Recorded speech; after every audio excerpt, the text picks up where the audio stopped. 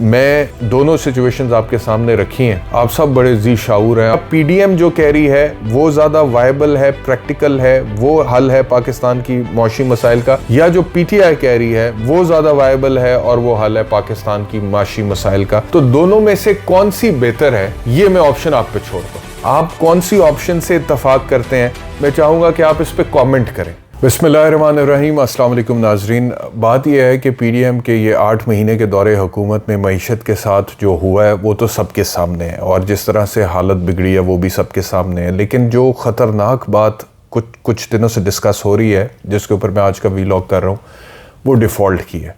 और ये ऐसा नहीं है कि ये कोई एक रन ऑफ द मिल किस्म की सिचुएशन है, ये बड़ी एक गैर मामूली सिचुएशन है। और खुदा न खास्ता, मैं पहले भी एक वीलॉग में आपको ये बता चुका हूँ कि अगर मुल्क डिफ़ॉल्ट कर जाता है तो उस मुल्क के साथ होता क्या है, उसके लोगों के साथ क्या होता है। तो वो तो अपनी जगह पर मैं आपको बता चुका हूँ कि डिफ़ॉल्ट करने का मतलब ये है कि दुनिया आपसे कारोबार करना बंद कर देती है, और उसके फिर जो नताइज निकलते हैं आपकी इकॉनमी पे, आपके लोगों पे, वो यही होते हैं कि आप कट जाते हैं दुनिया से। आप कट जाते हैं तो यानी कि आप ऑयल और गैस बाहर से नहीं मंगवा पा रहे हैं, तो फिर आपके कारखाने बंद, इंडस्ट्री बंद, कारोबार बंद, रेस्टोरेंट्स बंद, मोबाइल सिम्स बंद। ये सारी सिचुएशन मैं आपसे डिस्कस कर चुका हूँ। लेकिन बहरहाल आज का जो वीलॉग है उसमें मैं ये आपको बताने जा रहा हूँ कि किस तरह से ये जो डिफ़ॉल्ट वाली बात हो रही है पाकिस्तान में, इसके एक कदम और करीब पाकिस्तानी मईशत गई है। ये जो 2 खबरें मैं आपके साथ शेयर करने जा रहा हूँ, इससे इन खबरों के सामने आने से अब हमें लग रहा है कि वो जो डिफ़ॉल्ट का ख़तरा पाकिस्तान के सर पर मंडला रहा है, खुदा न खास्ता अल्लाह करे कि ये बिल्कुल गलत साबित हो जाए और इंशाल्लाह हम इससे बाहर निकल आएँ।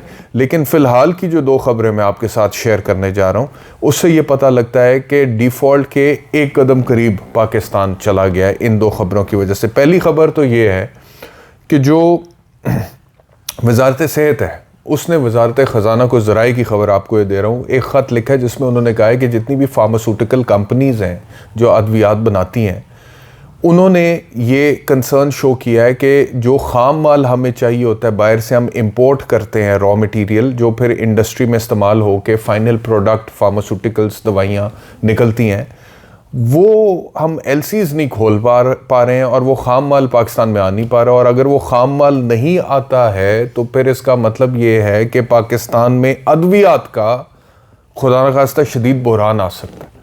अब आप देखें कि ये कितना बड़ा मसला है जो पाकिस्तान के सर पर मंडला रहा है। पहली एक तो मुल्क ऐसा जिसमें हेल्थ पे आप सबसे कम, one of the countries in the world जो हेल्थ पे बहुत कम स्पेंड करती है।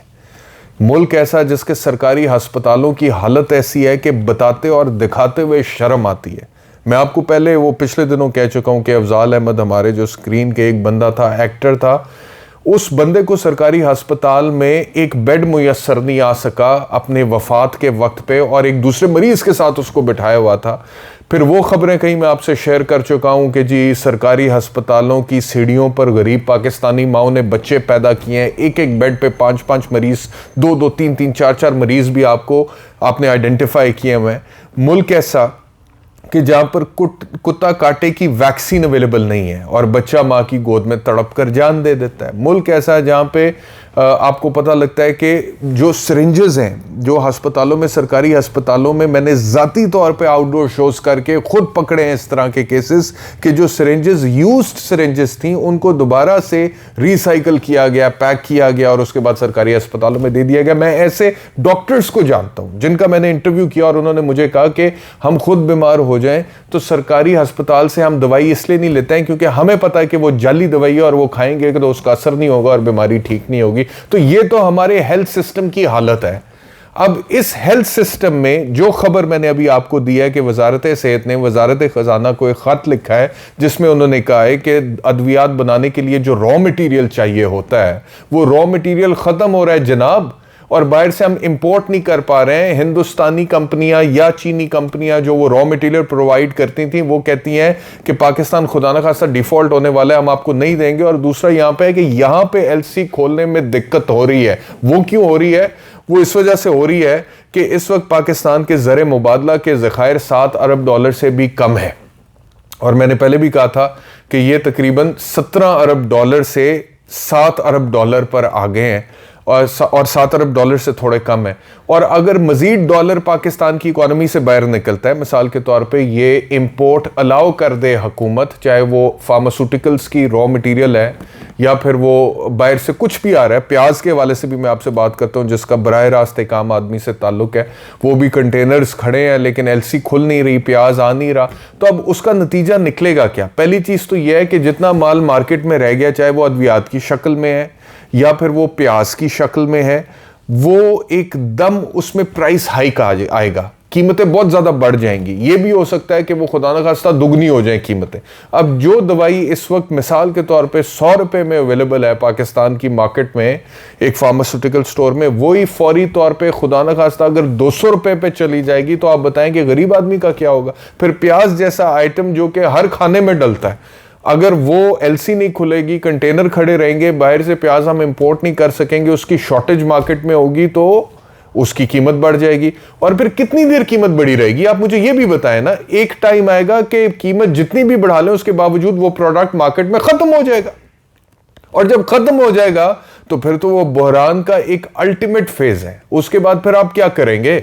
अगर खुदा ना खास्ता अद्वियात का बहरान पाकिस्तान में हो गया इस वजह से, क्योंकि एलसीज नहीं खोलने दे रही ये हुकूमत, फिलहाल उसमें कुछ प्रॉब्लम्स हैं, वो कह रहे हैं कि जी परमिशन लें, पहले स्टेट बैंक रेगुलेटर का किरदार अदा कर रहा है। तो फार्मास्यूटिकल्स कंपनीज ने अगर अद्वियात ना बनाई और वो मार्केट में अवेलेबल ना हुई तो फिर कैसे चलेगा सिस्टम? मरीज कैसे जो है उसको आप कोप अप करेंगे? ये एक बहुत बड़ा मसला है जो इस वक्त दरपेश है। दूसरा, सिचुएशन इस हद तक इस हवाले से फ्रेजाइल और वल्नरेबल हो चुकी है कि मैं आपको बताऊं कि जो दफाई आलात हैं उनकी इंपोर्ट से पहले भी हुकूमत ने कहा है कि परमिशन ली जाए। अब पाकिस्तान का डिफेंस तो पाकिस्तान की स्ट्रेंथ है।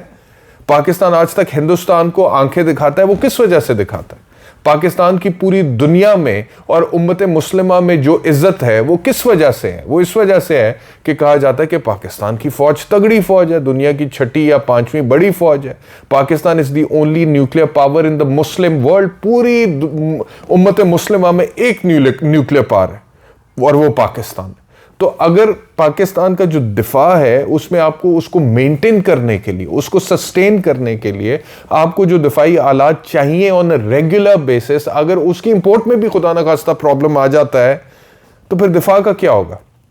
और अगर आपका दिफा कॉम्प्रोमाइज होगा तो फिर बहुत सारी चीजें कॉम्प्रोमाइज हो जाएंगी। आपका डिफेंस और आपकी इकोनॉमी एक दूसरे के साथ जुड़े हुए हैं। अगर इकोनॉमी सफर करती है तो डिफेंस भी सफर करता है, अगर डिफेंस सफर करता है तो इकोनॉमी भी सफर करती है। इस वजह से ये सिचुएशन जो है ये बड़ी वल्नरेबल है, ये बड़ी फ्रेजाइल है। इसके ऊपर हुकूमत को सोचना चाहिए। और जो मैं आपसे कह रहा था कि 2 खबरें मैंने आपसे शेयर करनी है। पहली खबर तो ये वजारत सेहत के हवाले से लिखे जाने वाला खत जो मैंने आपसे शेयर किया। दूसरा, मैं आपको एक और खबर दूं। आपने ये भी सुना होगा कि कुछ मिनिस्टर्स ने कहा कि हमारे पास जो इदारे हैं उनकी तनख्वाहें और पेंशन देने के पैसे भी नहीं है। और एक खबर मैं आपसे शेयर कर रहा हूँ, अंदर की ज़राए की खबर, कि पाकिस्तान के जो सफारत खाने हैं बैनुल-अक़वामी सतह पे मुख्तलिफ मुल्कों में, वहाँ पर जो सैलरी जानी होती है डॉलर की शक्ल में, हमने अपने जो डिप्लोमेट्स हैं उनको देनी होती है, वो भी नहीं दी जा रही। उसको भी रोका हुआ है कुछ महीनों से। और तकरीबन $50 लाख की रकम मेरे पास रिपोर्ट आ रही है ज़राए के हवाले से कि $50 लाख एक अमाउंट, जो कि इतनी बड़ी अमाउंट नहीं है अगर आप पाकिस्तान के पॉइंट ऑफ व्यू से सोचें, मुल्क के लेवल पे आप देखें, उसको भी हॉल्ट किया हुआ है कि अगर ये $50 लाख इस वक्त हमारे सिस्टम में से निकलेगा, डॉलर बाहर निकलेगा, तो पाकिस्तान की इकोनॉमी क्या उसको सस्टेन करेगी या नहीं करेगी। तो ये 2 खबरें जो हैं ये बहुत बड़ी खबरें हैं।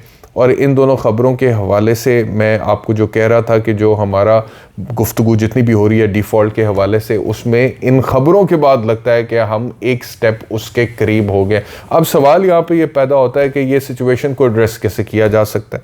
सवाल ये पैदा होता है कि यहाँ से रिवर्स गियर कैसे लगना है। अब उसमें 2 ऑप्शन हैं। पहली ऑप्शन तो ये है कि पीडीएम की जो मौजूदा हुकूमत है, इनकी जो भी पॉलिसी है, वो कहते हैं कि हम इसको कंट्रोल कर लेंगे, हम मुल्क को आगे लेकर चलेंगे, उन पर भरोसा कर लिया जाए और उन्हें कहा जाए कि ठीक है जी आप परफॉर्म करके दिखाएं। लेकिन भरोसा करने से पहले ये देखना ज़रूरी है कि पीडीएम की माजी में जब से वो हुकूमत में है पिछले 8 महीनों में उनकी परफॉर्मेंस है क्या। उन्होंने जो वादे किए थे, जो दावे किए थे, उससे तो बिल्कुल बरअक्स उनकी परफॉर्मेंस है।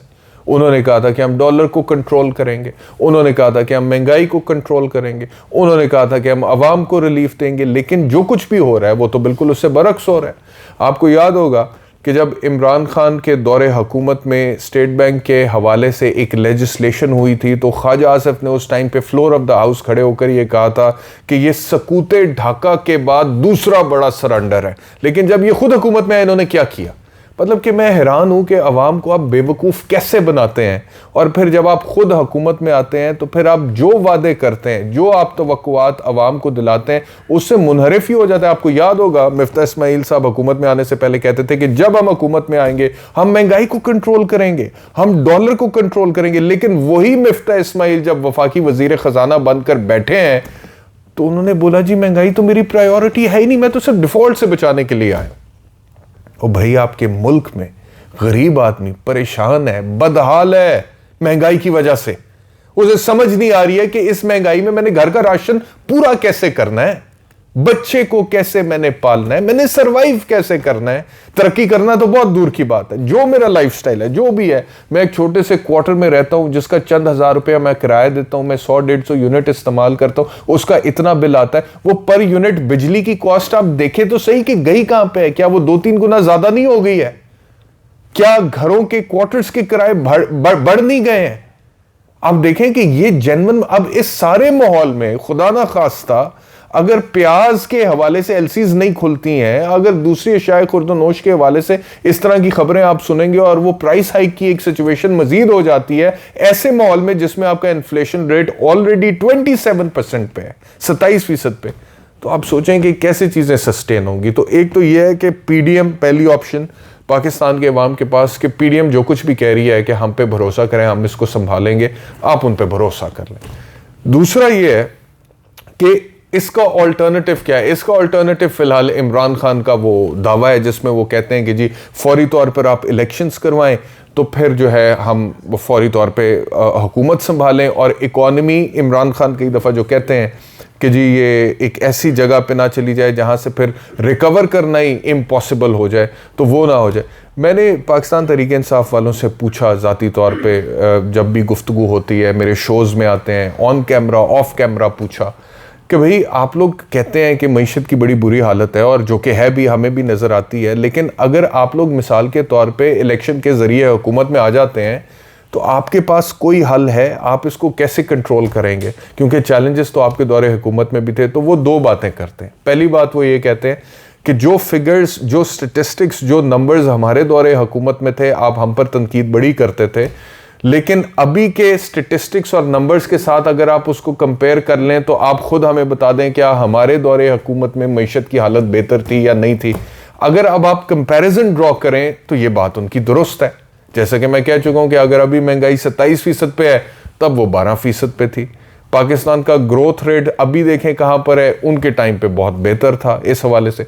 तो पहली बात वो ये करते हैं। दूसरी बात वो ये करते हैं कि फौरी तौर पर होगा क्या, वो कहते हैं कि जब इलेक्शंस अनाउंस होंगे तो इन्वेस्टर का कॉन्फिडेंस बहाल होगा, अनसर्टनिटी खत्म होगी, और जब अनसर्टनिटी खत्म होगी, इन्वेस्टर का कॉन्फिडेंस बहाल होगा, तो फिर ये जितने भी प्रॉब्लम्स अभी जो तलवारें लटक रही हैं पाकिस्तान के सर पे कि खुदा ना खास्ता डिफॉल्ट ना कर जाए, एलसीज नहीं खुल रही, डॉलर के हवाले से जितने, वो कहते हैं इसमें ठहराव आ जाएगा। वक्ती तौर पे सिचुएशन अंडर कंट्रोल चली जाएगी और लोगों को पता लग जाएगा कि अब इलेक्शन हो रहे हैं, और उस इलेक्शन के जरिए अगर एक स्टेबल गवर्नमेंट आ जाती है तो चाहे फिर वो स्टॉक एक्सचेंज है, चाहे वो डॉलर का रेट है, चाहे वो एलसीज हैं, चाहे वो बैन अल-अक़वामी सतह पे कारोबार करना है, वो सारी चीज़ें जो हैं वो बेहतरी की तरफ जा सकती हैं।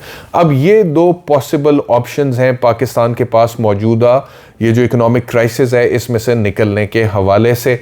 अब मैं दोनों सिचुएशंस आपके सामने रखी हैं और मैं समझता हूँ कि आप सब बड़े जी शाऊर हैं। आजकल तो जो सोशल मीडिया का ज़माना है, लोग उसमें देखते हैं, सुनते हैं और फिर अपना ओपिनियन खुद फॉर्मुलेट करते हैं।